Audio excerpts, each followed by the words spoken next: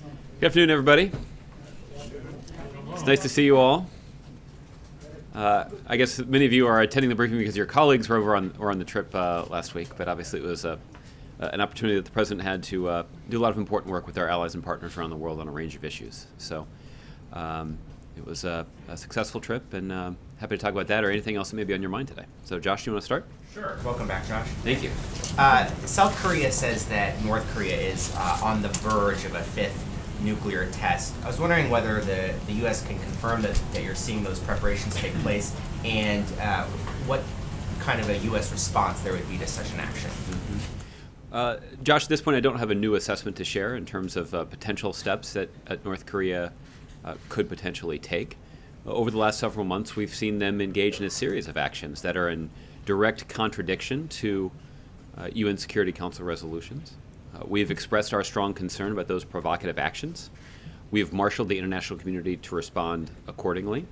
And earlier this year, there was a response from the United Nations that actually put in place the farthest reaching sanctions against North Korea that targeted specific elements of their economy, such as it is, that we know are used to fund these illicit activities. So we're going to continue to ramp up the pressure on the North Korean regime. We're going to continue to work closely with the Chinese government that has more influence with the North Korean government than any other country in the world. And we're going to continue to make clear that the path that North Korea must choose to rejoin the international community is one that involves them committing to denuclearize the Korean Peninsula and come into compliance with their international obligations. And I wanted to ask you about a letter that Senators Gillibrand and Grassley sent to the President, asking the White House to investigate why Pentagon officials misled Congress about sexual assault cases. Essentially, the information that's come to light shows that the way that the Pentagon characterized the cases undermine efforts to try and reform that process and take some power away from commanders. Is there any follow-up from the White House to that letter? Do you guys plan to heed their senator's call for an investigation? I don't have a specific response to the letter to share at this point. Obviously, there is a subject of this question is the subject of some disagreement between officials at the Department of Defense and members of Congress. I know leading up to the production of this information, there were extensive negotiations between members of Congress and the Department of Defense about this data. So this dispute and the way it's being characterized differently by the two parties is not new.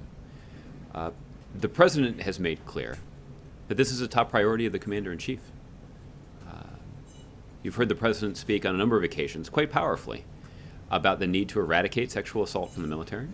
The President has talked movingly about how victims in the United States military should understand that the Commander-in-Chief has their back. And the President has made clear to the civilian and military leadership at the Department of Defense that eradicating sexual assault from the military is a top priority. The President had an opportunity to reinforce that priority at the meeting that he convened with combatant commanders from around the world here at the White House earlier this month. The President convened that meeting on April 6th in the Cabinet Room. And this was a conversation that the President had with the Secretary of Defense, that all of the Joint Chiefs of Staff, and the combatant commanders. And this continues to be a top priority, and the President anticipates and expects that the leadership will follow through on reforms and other appropriate steps based on the President making this a priority. But Josh, I mean, misleading members of Congress is a pretty serious charge. Does the White House have any concerns about the veracity of the information that Pentagon officials provided in testimony to members of Congress? Based on what I have read in the reports, is that members of Congress have expressed concerns about the way that the information was presented. At the same time, I've seen in those reports that Department of Defense officials have characterized that material as accurate. So you're siding with the Pentagon then? What I'm observing at this point is that this information has been the subject of long-running controversy between Congress and the Department of Defense. And while this is an important issue, the difference of agreement about the presentation of this information is something that they're going to have to resolve between Congress and the Department of Defense. It's important that this bureaucratic dispute not overshadow the way that the president has made this a top priority when it comes to military policy. And the president has spoken on this publicly on a number of occasions, and even in his private meetings with the top leaders of the military, the president time and time again makes clear that the commander-in-chief has made this a priority and expects military leadership to follow through with the necessary steps to eliminate sexual assault from the military. And on the campaign trail, Donald Trump said today that that Hillary Clinton has only gotten to where she's gotten because she's played the woman card. Any thoughts about that statement from the White House? Not really. I think Secretary Clinton and her team can certainly speak to her qualifications and her credentials, and I don't need to weigh in. Thanks. Okay. Tim? I want to ask about a division between the two governments in Libya. Evidently today, the government in eastern Libya shipped a cargo of crude oil, much to the chagrin of the government in Tripoli. Does the administration have a reaction to that? I haven't seen those specific reports. I can tell you that the United States was strongly supportive of the UN process that led to the creation of the Government of National Accord that does now reside in Tripoli. We've also been pretty candid about the significant challenges that are facing that newly created government. Libya is a unique country. It was one that was presided over by an autocratic dictator for 4 decades. And the Gaddafi regime succeeded in essentially eroding any pillar of civil society or of government inside that country. And so when he was deposed, the country was struggling and continues to struggle with rebuilding those institutions that are critical to governing a large country like Libya. And part of what the Government of National Accord is facing is building support among the variety of groups that have sprouted up to try to fill that vacuum. Some of them are armed groups. In other cases, they're fledgling attempts to form some substance of or some entity that looks like a government. And the international community, including the United States, continues to support the efforts of the GNA to unify that country. And that obviously is going to have raise significant questions about security and providing security for the country. It also is going to raise important economic questions like how to effectively manage the oil supply in Cuba, in Libya, that obviously has significant consequences for that country's economy.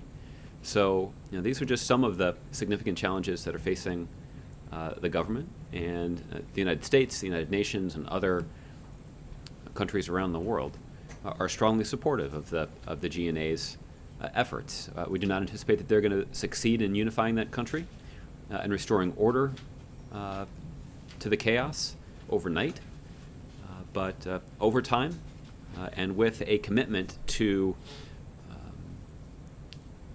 basic principles, they will be successful.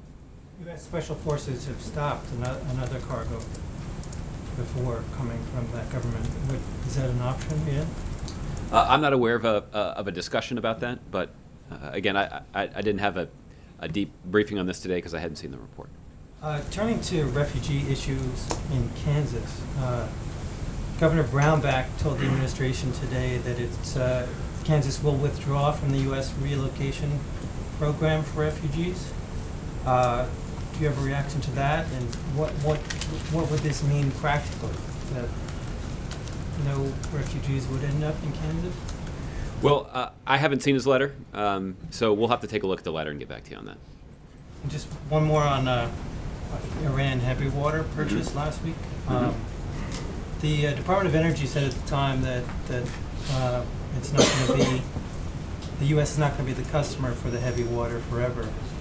And Tom Cotton, Senator Cotton, has introduced an amendment saying no U.S. dollars would go to another purchase. How confident is the U.S.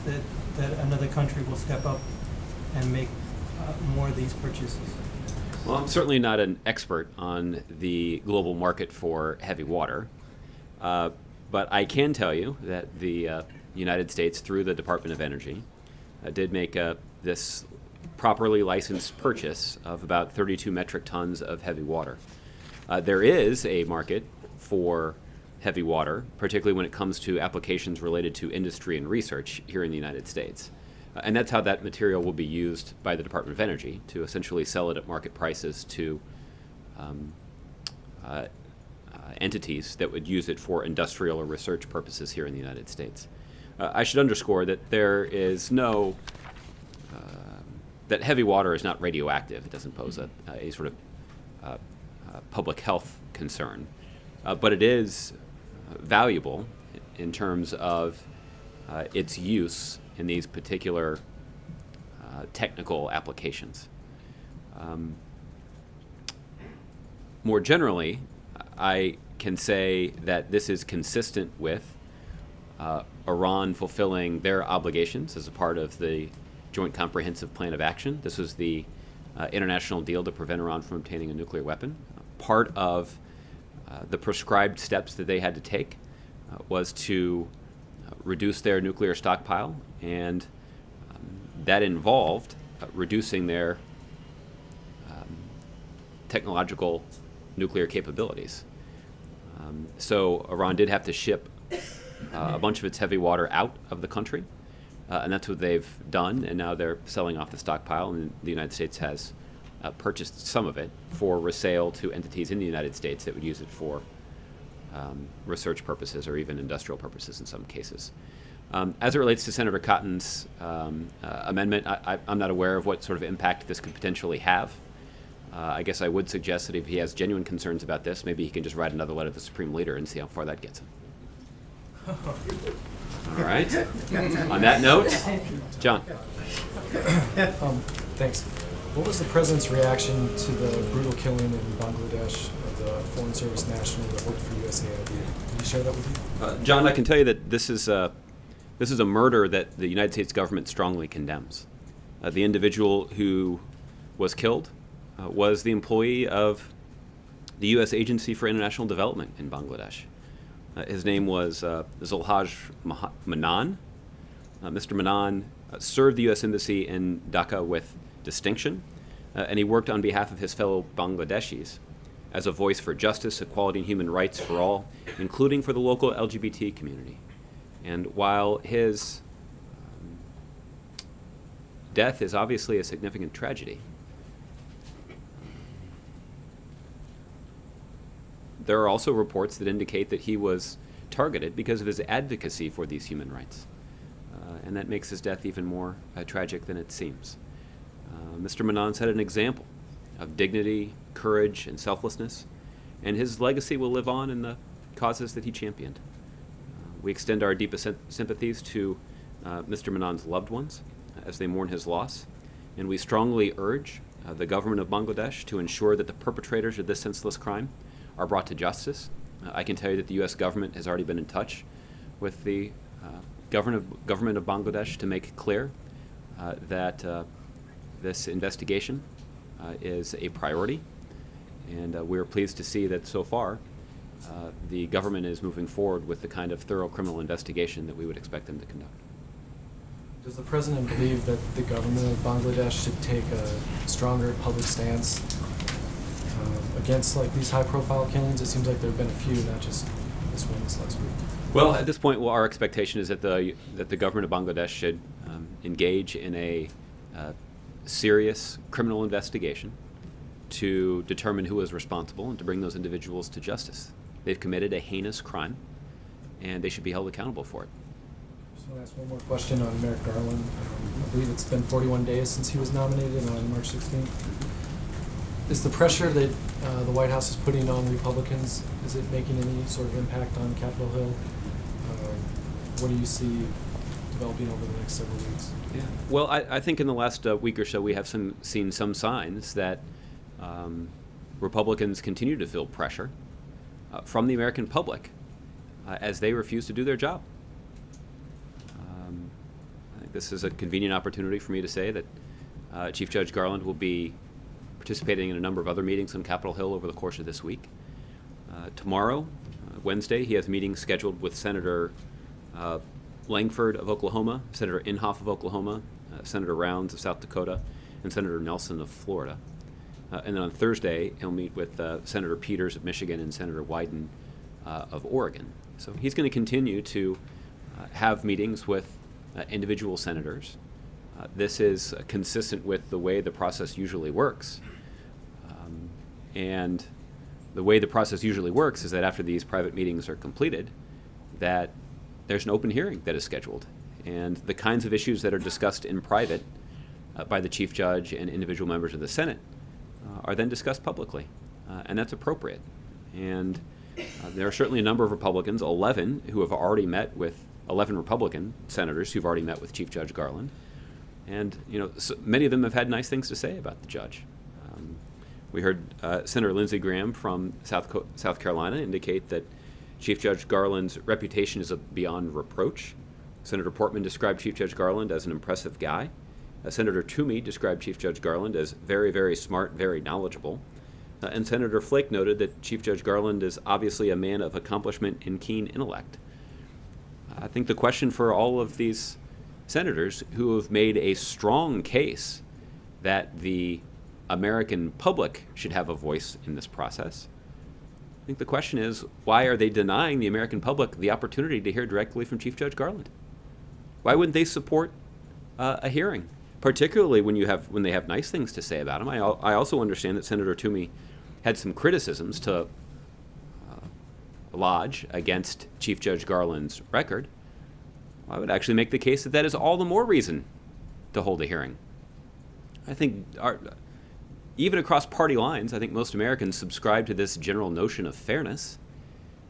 And for Senator Toomey to criticize Chief Judge Garland and his record without giving Chief Judge Garland the opportunity to answer questions about it, that's just unfair. And it's even worse when you consider that it's Senator Toomey's job to ensure that Chief Judge Garland has an opportunity to discuss these issues in public. So it's not just unfair, it is a classic example of Washington obstruction that, frankly, I think the American people are going to be pretty dissatisfied with. And there's plenty of public polling and to indicate that that's the case. And look, the message has gotten through, at least in the state of Florida. You have a Republican candidate for the United States Senate who I understand just yesterday said, quote, "I do think he should have a hearing and I would like to see a vote." That's not a Democrat saying that.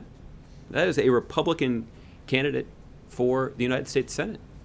And I think that is a pretty good piece of evidence that somebody who is obviously making a pretty direct appeal to the people of Florida that he should be the representative of their state in that legislative body, that his view is consistent with the expectations of most of the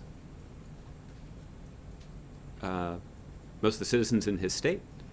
And I think it's notable that we're not talking about a candidate for the United States Senate that's a Democrat. We're not even talking about a candidate for the United States Senate that's a Republican that's running in a blue state. We're talking about a Republican candidate that's running in the biggest swing state in the country. And even he is making the case that Chief Judge Garland deserves a hearing and a vote. So I think that's a pretty good piece of evidence that Republicans continue to feel pressure from the public, and they should. They've taken a position that stands in stark contrast to the expectations, not just of a majority of Democrats and independents, but in plenty of polls, there are strong indications that the position that they've taken is not even approved of by a majority of Republicans. Okay. Just one more quick Sure. question. This is on a different topic, but Okay. Senator Durbin and a couple others are on Capitol Hill today calling for a ban on powdered caffeine. I guess 1 teaspoon of this can kill somebody, and there's a victim's family is up there also joining the senators. Does the White House support a ban on powdered caffeine? I'm not aware of a policy position that we've taken on this, but why don't you let me check with our Domestic Policy Council staff and see if there's a position that we can articulate to you. Okay? Luke? Thank you. Recent reports that the White House was considering releasing the 28 pages of the joint inquiry from Congress regarding 9/11 sources of foreign support. Is there any update on that and when those 28 pages could be released? Well, to be clear, Luke, this would not be a release from the White House. This Or you would approve the release from Congress? Well, it's material that is currently being reviewed by the Office of the Director of National Intelligence. So Director Clapper's office is currently conducting a review to determine how or whether this material could be released without compromising national security. It obviously is classified right now, and they are engaged in a process to determine if we can declassify that information so that it could be released. This is consistent with the process that the director's office undertakes whenever a piece of information is considered for declassification. And this is obviously something that they've been working on for a long time. I think this has been going through the process for over a year now. And I think that's an indication of just how seriously they're taking this matter. I saw that Director Clapper had an opportunity just yesterday to discuss it, and he indicated that he viewed a June timeframe as a realistic goal for completing the process of reviewing this information. You have to check with his office to see whether or not what that actually means about the process, but I think it is an indication that Director Clapper is approaching this with the seriousness that is required and that we would all expect. Has it been expedited at all because of a bill that, while it doesn't directly address that, the Schumer-Cornyn bill, which would essentially allow for the families of victims of terrorists killed here on American soil to sue foreign governments, specifically Saudi Arabia has been brought up. Yeah. Has that expedited this all as this sort of carrot in a way in this ongoing discussion? Yeah, what I can say is this: for the process and for the timeline that's been established, I'd encourage you to check with Director Clapper's office. I can tell you the White House has not made a request of Director Clapper with regard to the process as a result of the legislation being filed. And lastly, recent announcement, 250 more troops to Syria to combat ISIS. The president saying to, quote, keep up the momentum. Is there a possibility for more troops to be deployed in the near future? Well, look, the president's approach to this situation has been to direct his national security team to consider the range of elements in our strategy. And you'll recall that it was a few months ago that the president initially announced that there would be this commitment of 50 special operators to Syria to see if we could deepen our coordination with the forces in Syria that are fighting ISIL. And what the Department of Defense has found is that the efforts of that preliminary commitment of special operators proved to be quite useful. And through deepened coordination and better organization on the ground, we saw improved performance of those forces on the battlefield. And we saw that the United States and our coalition partners was better able to coordinate our efforts with them. And the judgment that was reached by the United States military is that an additional contingent of special operators moving into Syria would advance that coordination and that cooperation even further, and that would yield even more progress on the ground. That's why the president approved the request that the Department of Defense brought forward for that additional contingent of troops. So so to answer your question directly, I think that what that means is that if this additional commitment of additional troops yields positive results, and the Department of Defense concludes that, again, additional results could be generated with an additional commitment, then that's something that the president would consider. Obviously, this is something that both the Department of Defense and the Commander-in-Chief would consider quite carefully, given the significant risk that these special operators are facing. They are not in a combat role. but they are in a role that puts them in harm's way. They are armed for combat. They are armed to defend themselves if necessary. But the role that they have is to offer advice and assistance to forces on the ground fighting ISIL in their own country. And that has proved to be a valuable tool and one that the president is seeking to intensify. Considering we don't have a formal AUMF for Syria, are there any geographic limitations on this type of deployment? Libya has ISIS factions. We see some in Africa as well. Is this something that the American people could expect to see in other parts of the world? I'm not aware of any geographic limitations that have been put in place. Obviously, each country is different, though. Libya is a good example. There are military operations that the commander-in-chief has ordered against ISIL targets in Libya. There have been a couple of reports of airstrikes carried out against ISIL targets that have, back in November, took off the battlefield the individual who at the time was described as the most senior ISIL official in the country. There have been other strikes carried out against ISIL targets that included, or at least one instance in which a military strike was taken against an ISIL target where fighters had congregated in one location. So the president has not hesitated to order military action in Libya when necessary to protect the American people and to further advance our campaign to degrade and ultimately destroy ISIL. There are other places in Africa where the United States is working closely with host governments to help them combat extremism within their own country. I think the most prominent example of this is the concern that we have about Boko Haram. And there are U.S. forces, U.S.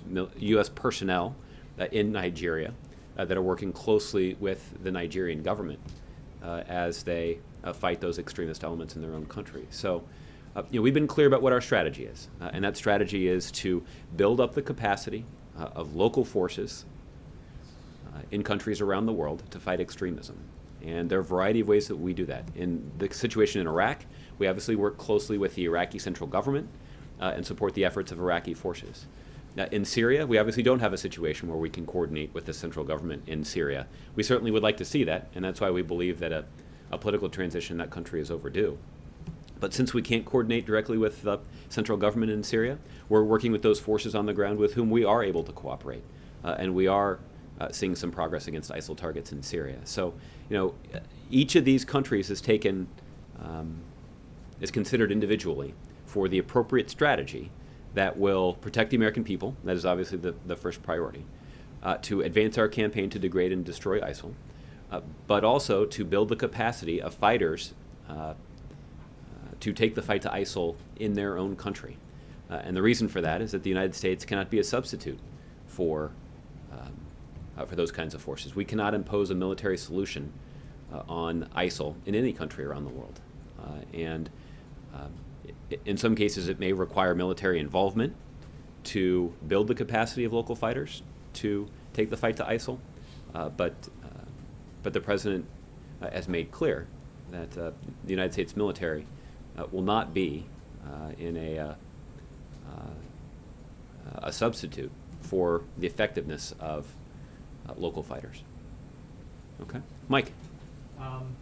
Today, the Senate Majority Leader, Kevin McCarthy, essentially was blaming the Obama administration for delays in a Puerto Rico bond solution, saying that the cause of the delays is questions raised by the Treasury Department. I was wondering what your response was to that. Do you agree with him or disagree with him? What's your feeling? I strongly disagree. Unfortunately, the facts are on my side in this one. You may recall, Mike, I think you've been covering this story closely, so you will recall this. There's a Bloomberg story out there, possibly with your byline on it, that dates back to October 21st, 2015. For those of you scoring along at home, that is 188 days ago. And that story included a summarization of our legislative proposal for addressing the situation in Puerto Rico. So we put forward our proposal 188 days ago. It's a little ironic for Leader McCarthy or any other Republican to come forward after 188 days and suggest that somehow the government, the Obama administration, has been slow to act to address the situation in Puerto Rico. What is your assessment of the risk that there will not be some sort of solution in place by July 1st when Puerto Rico has to make a $2 billion payment? Look, I go to great lengths to avoid putting myself in a situation of predicting a positive outcome from Congress, particularly because there are plenty of common sense things that Congress should do that they don't. In many cases, there are a variety of explanations for that. Sometimes that is just run-of-the-mill congressional dysfunction. Sometimes it is the fact that Republicans allow ideology and partisan politics and political considerations to get in front of core American priorities. In some cases, it's because the issues that they're working through are really complicated and really hard. As it relates to Puerto Rico, it's probably some combination of all three of those things. And so I can tell you that at least we are encouraged by the fact that the Republican leader of the House has finally acknowledged that there's something that needs to be addressed here. For most of the last 188 days, we haven't seen much responsiveness from Republicans in Congress. We haven't seen much of a sense of urgency about needing to act on this.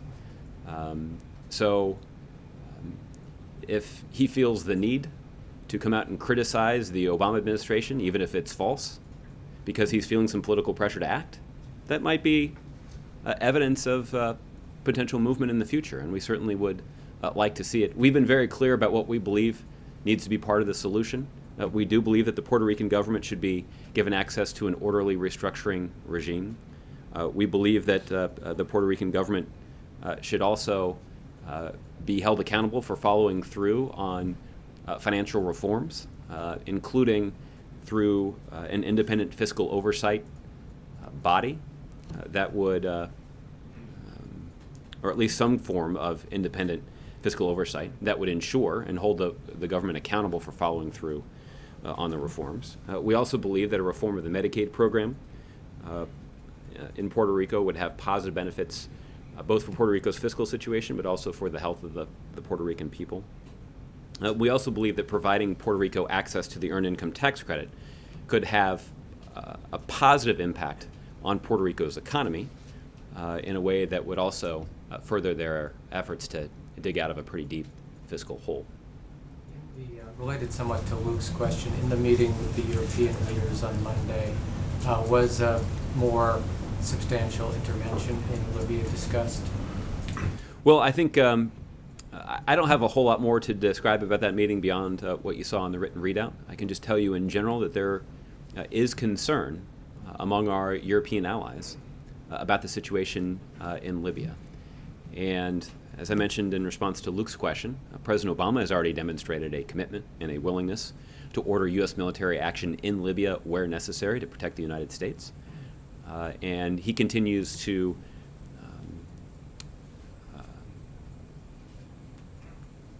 recognize that that's a priority, and he's willing to take additional military action if necessary to protect the United States.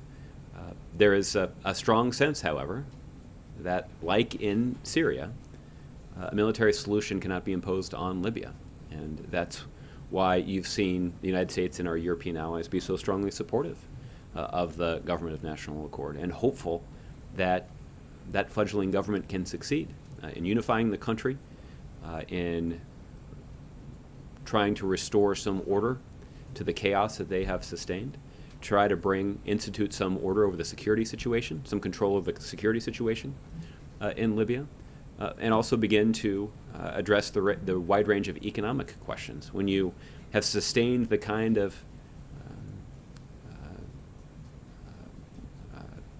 damage to their infrastructure, both governmental and physical, in Libya, that's going to have some pretty significant negative consequences for the economy.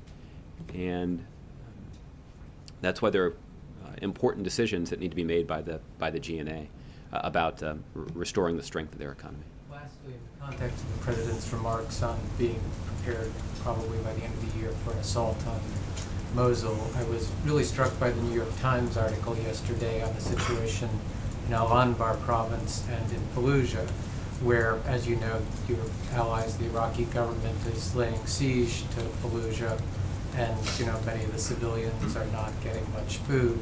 In the Times story, their reporting showed that price of a bag of flour in Baghdad at $15 would cost you $750 in Fallujah because of the siege.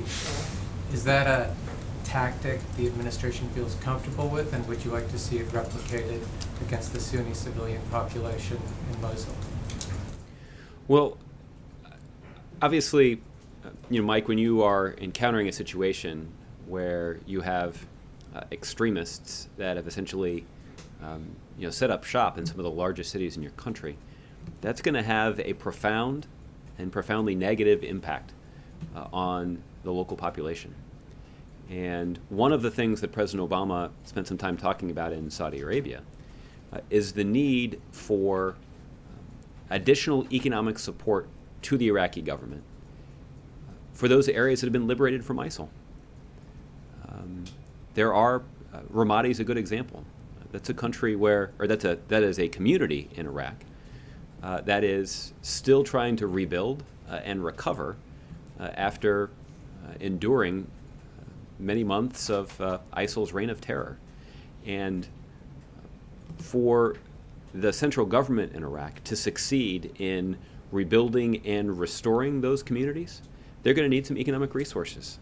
And this is a good example of where countries in the region can step up and offer economic assistance to the central government in Iraq that will have a tangible positive impact on our campaign against ISIL. It's still in Fallujah, which the government hasn't retaken. They're essentially laying siege to the city, which starves the civilian population. Well, what my point is that obviously the central government in Iraq is dealing with a very difficult situation, and trying to root out ISIL fighters is, of course, going to have a negative impact on the local population. That's the reason it is so important for the Iraqi government, once they have succeeded in driving ISIL out of these communities, to have the support from other countries in the region, other countries around the world, for rebuilding and restoring those communities that have endured such great loss. Okay, Suzanne. Gosh, Speaker Ryan says he hasn't read the 28 pages that are currently being worked on being declassified from the 9/11 Commission, but he believes that it would not be detrimental for the U.S. and Saudi relationship, saying it was Saudi Arabia then and now there's a Saudi Arabia now. And he brings up the example of the Saudis cooperating in tracking financing of terrorists. Does the President agree with that assessment that there would not be a negative impact? And if so, is that because the role of the Saudis have changed, or when you take a look at those 28 pages, there really is no there in terms of them contributing to the 9/11 attacks? Well, let me say a couple of things about this. The first thing that comes to mind is that we have made the point that we have seen an improvement in the way the Saudi government has confronted extremism, both in their country and around the world, since 9/11. That prior to 9/11, there was a sense that the Saudi government didn't recognize the risk of extremist groups operating either in Saudi Arabia or around the world. But since 9/11, we have seen the Saudi government engage with a greater sense of purpose in efforts to counter those extremist activities and to counter the activities of extremist organizations that are trying to propagate a hateful extremist ideology. That is part of what has made Saudi Arabia a valuable partner of the United States.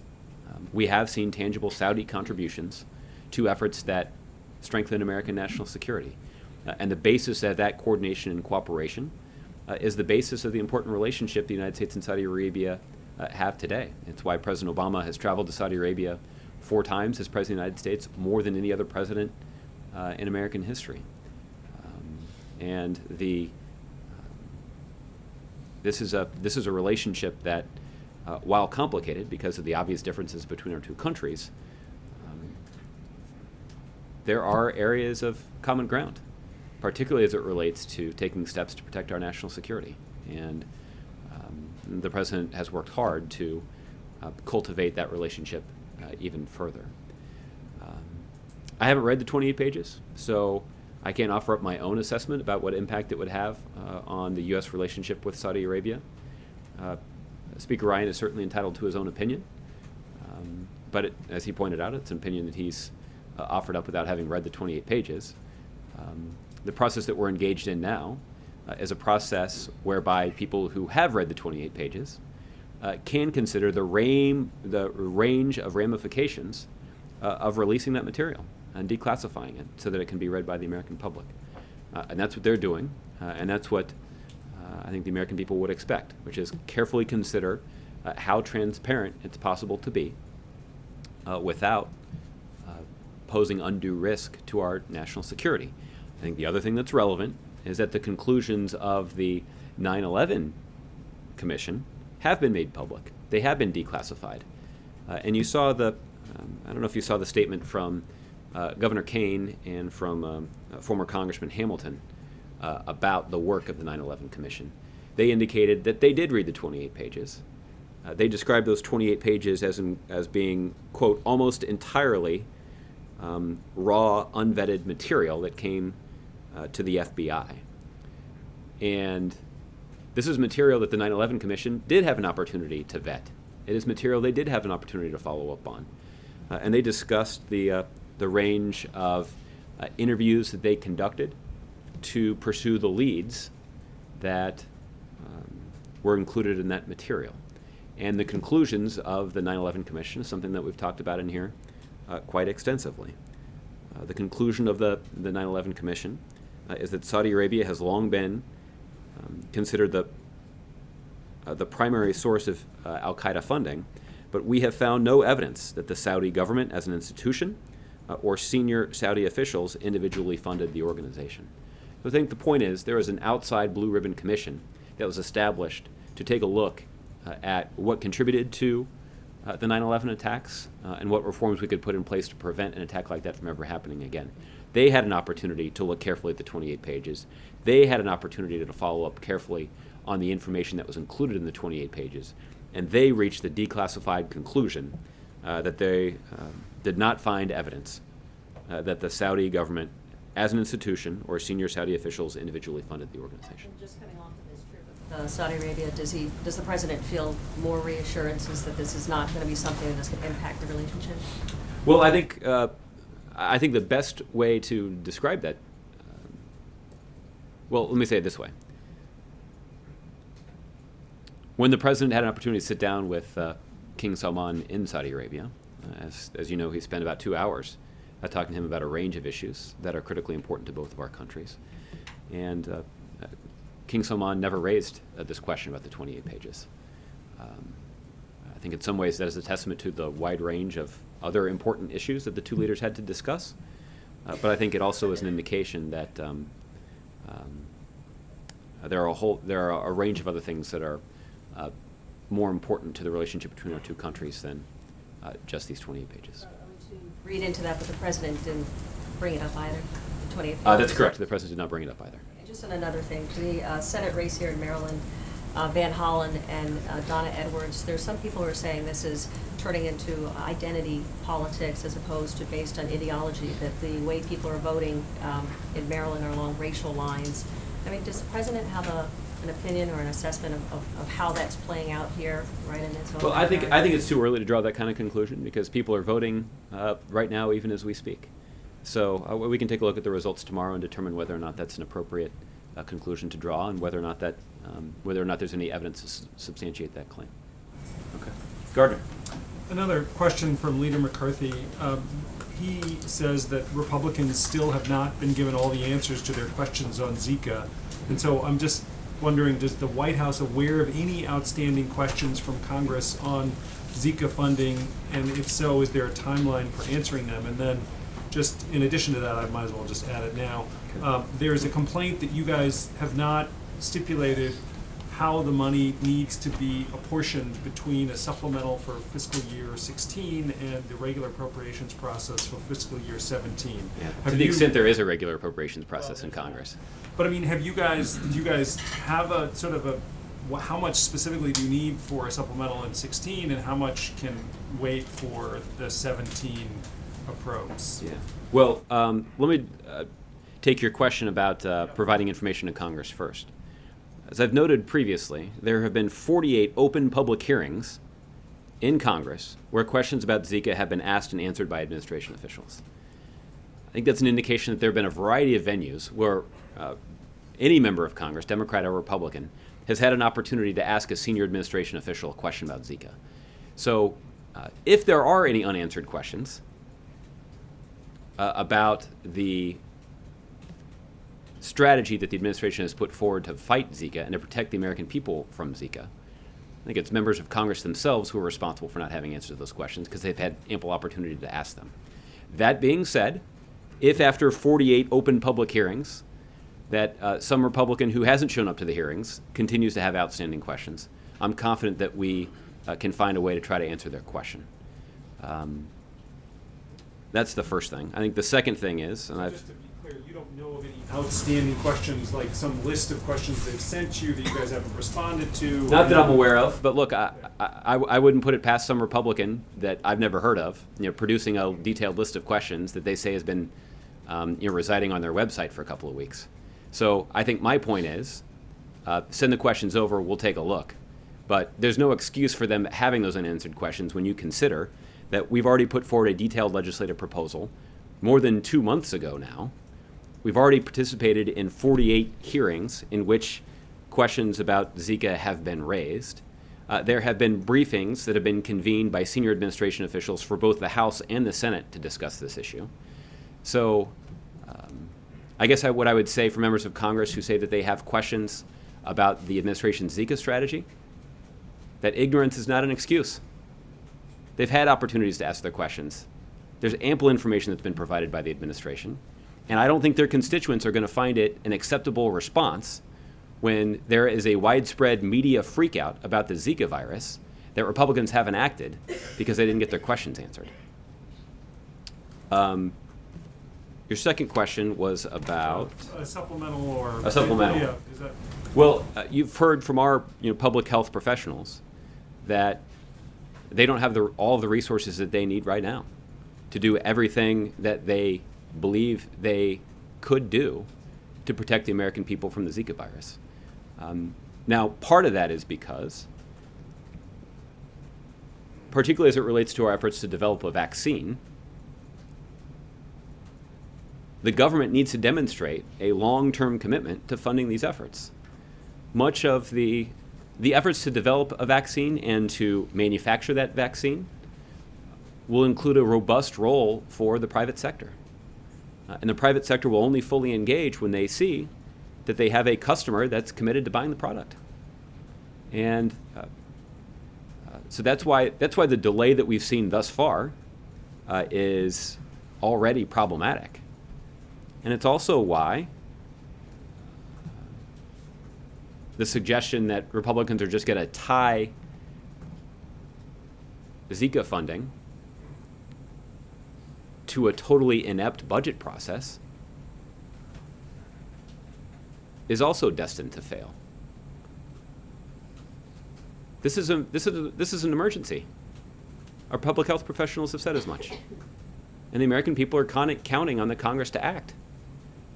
And instead, we've gotten bureaucratic excuses from Congress about why they've done nothing. And right now, they haven't paid a significant price for that. But at some point, there are going to be direct, specific, serious questions asked of members of Congress, particularly Republicans, about why they haven't done anything. And I'm not sure exactly what their explanation will be. And that is also why, Gardner, we don't take a lot of solace in Republican proposals to say that they'll attach an emergency appropriation to a regular appropriations bill. What evidence is there that regular appropriations bills are going to pass either House of Congress, let alone both? Republicans in the House haven't even passed a budget despite the fact that the deadline passed a couple of weeks ago. And Leader McConnell has indicated that it's not clear to him when a budget is ever going to pass the United States Senate. So, again, it's pretty simple exactly what we need here. There's no reason it should get bogged down in partisan politics. There's no question of ideology or principle at stake, other than the basic public health and well-being of the American public. And right now, that is fallen victim to a Republican refusal to govern. Josh, the Democrats have suggested a supplemental that also includes funding for Flint water as well as for the opioid crisis. Obviously, these are three crises, but if the Zika virus is truly, the opioid epidemic obviously has been going on for 15 years. If the Zika crisis is truly this summer's public health emergency, why not just a supplemental just about Zika? Why not tell your allies in Congress, look, this goes to the head of the line, just a clean Zika bill, we need it to pass right away? Well, again, I think ultimately members of Congress are going to have to decide how this moves through the legislative process. We've talked about the urgency that Congress should feel about giving our public health professionals the resources that they need to fight Zika. And we've even presented our own proposal for how we believe Congress should do that, what those resources should look like. But look, we've also acknowledged that there is a role for Congress to play in helping Flint deal with the situation with their water supply. That's a pretty urgent situation too. There are some other things that we can do to manage that situation, but there's a role for Congress to play here, and Congress has been AWOL on this one as well. As it relates to opioids, this is I guess in some ways the way I would differentiate the opioid crisis from the Zika situation is that we've long passed the point at which the opioid crisis has taken effect. This is a problem that reached crisis proportions quite a while ago. And I do think that's why you've seen bipartisan rhetoric, at least, to making this public health question a priority. The administration has put forward a very specific proposal for how we believe additional resources could be used to fight the opioid epidemic, and we'd encourage Democrats and Republicans to work together on that as well. So, ultimately, members of Congress are going to have to decide how to address these priorities. This is what governing is all about. And the irony of the situation that you've raised is that there's a reason that we can have legitimate discussions and even debates about the appropriate funding levels for the Department of Education. There are some basic questions that go to core political beliefs about the proper role of government. That's not an excuse for congressional inaction, but it is an explanation for why you would have long-running debates about appropriate levels of funding for that agency. But when it comes to giving our public health professionals the resources that they need to fight Zika, or fighting the opioid epidemic, or even helping an American city rebuild their water supply, I don't understand why that would get bogged down in partisanship. There's no reason that should come into conflict with the ideology of anybody who has got the best interest of the American people at heart. It shouldn't. And unfortunately, in the face of a Republican Congress that time and time again refuses to do its job, it has. I'm sorry to say that the Washington Post had a very good story today about this crisis and how the juggling of funds that has happened within the administration is causing ripple effects and problems across states, across the country. I mean, can you confirm that? Is that indeed happening because you have not gotten this emergency funding from the Congress, specifically for Zika, you are having to do a juggling act that is having ripple effects, that is causing problems around the country? Yeah. I happened to see the story too, and I do think that it did chronicle the significant challenge that our public health professionals and that our emergency responders are facing right now. And they're not getting any help from Congress. In fact, Congress is making the problem worse. Congress has put our emergency response officials in a situation of choosing which oncoming potential disaster to prepare for, as opposed to doing the responsible thing and making sure that our emergency responders have all the resources that they need to protect us. Knowing that here's the thing, when you're an emergency manager, you're often in a situation in which you are responding to a situation that nobody could have ever predicted. No one can predict the exact path of a tornado. Nobody knows exactly how powerful a hurricane will strike the American coast this summer, if at all. Those are emergency situations that can't be predicted in advance. But yet our expectation is that our emergency managers are going to have the necessary resources to deploy a flexible response and to keep us all safe. The question with Zika is, in some ways, not quite as complicated. We've known for months that this was a virus that could threaten the American people, particularly as it relates to pregnant women. And we've known for months what kinds of steps we can take to fight it. There's nothing that we can do on this short of notice to make sure that Zika virus never enters the United States, but there are a whole bunch of things that we can do to blunt its impact. We can better fight the mosquito population. That by personnel that can quickly respond in certain situations to go and kill mosquitoes, that can actually have the effect of protecting an entire community.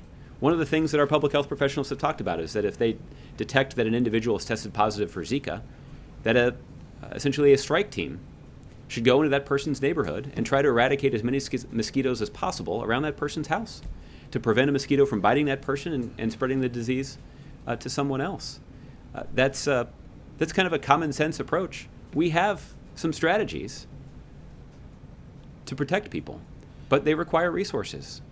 And that's to say nothing of the kinds of resources that could be invested in diagnostics that would make sure that an individual like I just described has access to a test and can get the results of that test quickly. In some cases, people may not be able to get tested, and we won't know whether or not they have the Zika virus. As we've discussed in here before, the vast majority of people who contract the Zika virus won't have any symptoms. But for those who do, they can get a diagnostic test in many situations, but because of constrained lab capacity, it could take them a couple of weeks to get the results. So again, that couple of weeks delay could expedite the spread of the disease. So again, there are a number of things that we know we can do to better protect the American people from the Zika virus. And Congress hasn't given us the resources to do any of them. And to make matters worse, they have just constrained resources when it comes to fighting Zika. The government has been forced to try to look for other accounts where our fight against Zika can be enhanced. And that has meant that there are other worthy government programs that are critical to our homeland security that have been negatively affected. I can't speak to confirm any of the individual details in that story, but I suspect that those kinds of impacts aren't just being felt in the handful of states that are mentioned in that story. They're having an impact in states all across the country. Last one on this, Josh. If there is a child that gets microcephaly from a domestically acquired infection, will that be on the Republicans' watch and their responsibility? I think what will be true is what you heard Dr. Fauci say when he stood at this podium a couple of weeks ago. He made clear that that our public health professionals do not have all of the resources that they need to do everything that they can and should be doing right now to prepare for Zika. And that's going to have consequences. Now, as I said before, Gardner, I don't think there's a strategy that would prevent every incident of Zika in the United States. But there are surely steps that we should already be taking to minimize the spread of the disease later this year. And every day that goes by where Congress makes excuses, that's a day lost to preparing for the Zika fight. And I've said this a couple of times, and it's true. There will be a day when I'm going to come out here, and I'm going to do a briefing. And the headlines in the newspapers and the breaking news alerts from all the television stations are going to be worrying about the impact of the Zika virus in the United States. And we're going to spend a lot of time talking about all the steps that our public health professionals have taken to try to fight this disease. We're going to talk about all the steps that the administration has proposed dating back to February to prepare for this situation. And I don't know what Republicans are going to say when they come face to face with their constituents who are wondering why Congress hasn't done a thing. Okay? Bill. Did the 28 pages come up in any of the conversations between administration officials, including the president, and any other members of the Saudi delegation? I think, Bill, it would be hard for me to account for all of those conversations. Obviously, there were, even in just the one bilateral meeting that the pool had the opportunity to briefly observe when we first arrived in Saudi Arabia, there were about 20 U.S. and Saudi officials in the same room. So that's a lot of different conversations to account for. What I can tell you is that it did not come up between the president and the king, and I'm not aware of it coming up between any other senior U.S. official and their Saudi counterpart. Here discussed. I did not. Okay. Rich? Josh, in regards to North Korea, when the president said to CBS that the United States is spending time positioning our missile defense systems, is that in response to recent provocations, let's say, over the last few months, or is that part of this broader pivot to Asia? That's a good question, Rich. This is actually something that our Department of Defense has been doing on the orders of the president for at least a couple of years now. There were a number of anti-ballistic missile capabilities that were moved to Alaska in 2014. We have increased the deployment of naval assets in the Asia-Pacific as a part of the Asia pivot, but that also has enhanced our ability to counter ballistic missiles in that region of the world. Over the last several years, there's been equipment that's been deployed to places like Japan and Guam that could be effective in protecting the United States and our allies from ballistic missiles. The United States is in discussions right now with our allies in South Korea about the potential deployment of something called a THAAD battery. This is essentially an anti-ballistic missile system that could be useful in protecting our allies in South Korea from a ballistic missile fired by the North Koreans. So this is not a response to recent provocations from North Korea, but rather a response to the threat that has emanated from North Korea for quite some time now. I think it's an indication of the value in planning ahead and the strategic approach that President Obama and his national security team has taken to protecting the American people in the face of the North Korean threat. Has that strategic approach changed at all since the fourth nuclear test in January and then the submarine or the apparent submarine launch of a ballistic missile this past weekend? I'm not aware of any. Let me take that back. I can think of one change. It was only in response to a more recent test from the North Koreans that the United States and South Korea began our dialogue about the potential deployment of an anti-ballistic missile battery in South Korea. The beginning of those conversations was a response to a specific and recent event.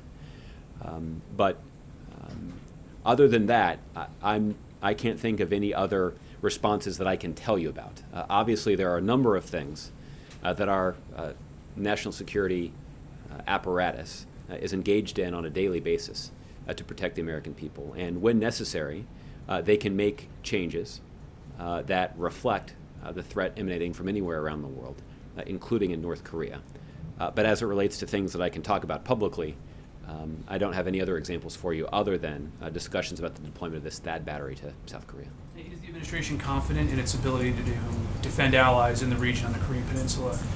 And are sanctions working here? Rich, I can tell you that the President is quite confident in the defense capabilities that we have to protect the American people and to protect our allies in the Asia Pacific. It means that we need to continue to monitor the threat that's emanating from North Korea. It means that we need to be nimble and adjust our strategy accordingly. But there has been a significant commitment of resources and a lot of time spent considering how we can best arrange those resources to protect our allies and protect the American people, and that work is ongoing. As it relates to the impact of sanctions, we have not yet seen the desired change in behavior that is long overdue. But what we have succeeded in doing is working with the international community to ramp up the pressure on the North Korean government even further. And that includes by targeting specific aspects of the North Korean economy that we know are used to fund their ballistic missile program. And we did succeed in working closely with the Chinese and other members of the UN Security Council to pass those sanctions and to implement them in a way that maximizes the impact on the North Koreans. So the North Korean government has been isolated for quite some time. That's had a terrible impact on the North Korean population, and it is solely as a result of the management decisions that are being made by the North Korean government. But that pressure has only tightened in recent months as a result of the stepped-up provocations from the North Koreans. Okay? Thanks, Josh. Move around a minute. Dave. Thanks, Josh. The House plans to vote this week to reauthorize the DC school choice program, something the President has opposed. Will he veto that legislation if it reaches him? Dave, I know that we have expressed our concerns about similar legislation in the past, but I haven't seen the specific proposal that has been put forward. I know that our team has taken a look at it, but hopefully in the next couple of days we can give you a better answer in terms of our final position on it. On another matter, the House Armed Services Chairman has floated a proposal to rein in the size of the National Security Council and to possibly make the NSC director subject to congressional confirmation. Looks like it wouldn't affect your administration by the time it was enacted, but do you have thoughts on, do you have a reaction to it? Yeah. Well, it certainly makes me think that Republicans in Congress aren't too bullish about the prospects of a Republican succeeding President Obama.